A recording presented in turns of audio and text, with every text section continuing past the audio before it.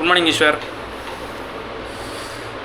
Over நைட்டில் success ஆகிறது எப்படி, ப்ரொகாஸ்டினேஷன் எல்லாம் வாழ்கிறது எப்படி, ஃபோனில் அப்படியே சும்மா ஸ்க்ரால் பண்ணி ஒரு கண்டென்ட்டையும் ரசித்து பார்க்குறது எப்படி அப்படின்னே வாழ்ந்துட்டுருக்கோம்.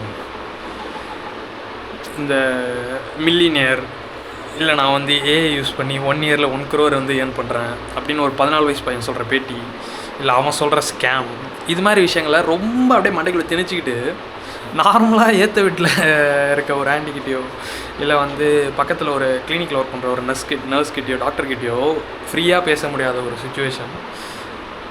அதெல்லாம் இப்படி அப்படியே கண்ணா அப்படின்னா யோசிச்சு எங்கடா வாழ்க்கை போகுது. ஏதோ கண்ணை கட்டி ஒரு பெரிய காட்டுக்குள்ளே சுற்றி ஹியூமன்ஸ் இருக்காங்க, ஆனால் எல்லா ஹியூமன்ஸ்கையிலையும் ஃபோன் மட்டும்தான் இருக்குது, யாரும் கண்ணை பார்த்து கூட பேச மாட்டாங்க.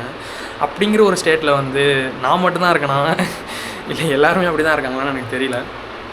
ஸோ அது மாதிரி அது ஒரு மாதிரி அது ஒரு ட்ரமாட்டிக்கலாக இருக்குது. ட்ரமாட்டிக்கலாக அப்படிங்கிறத விட என்னடா இது, நம்ம டிஜிட்டல் டீடாக்ஸ்ன்னு சொல்கிறோம், ஃபோன் யூஸ் பண்ணக்கூடாதுன்னு சொல்கிறோம், நேச்சரோட தான் சின்ன வயசுலலாம் வாழ்ந்துருப்போம். ஆனால் எனக்கு தெரிஞ்சு ப்ரீகேஜி அந்த பால்வாடி ஸ்கூல்லாம் ஆலமரத்துகளில் தான் வச்சு இது பண்ணுறாங்க.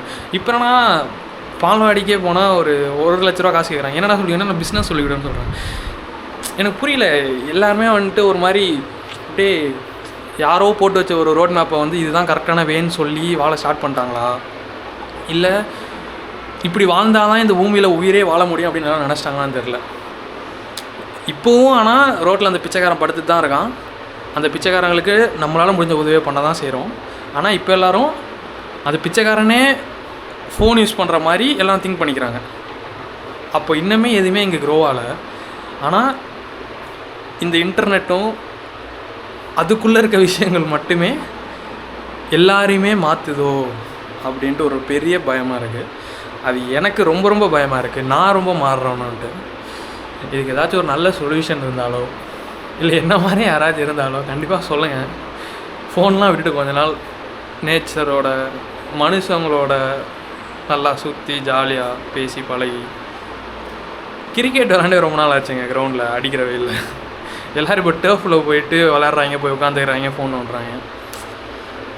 தெரில, really we are like missing our golden old days or humans are literally changing அப்படின்ட்டு பார்ப்போம். இன்றைய நாள் இல்லைனாலும் நாளைக்காச்சும் நல்லா இருக்கான்ட்டு. தேங்க்யூ.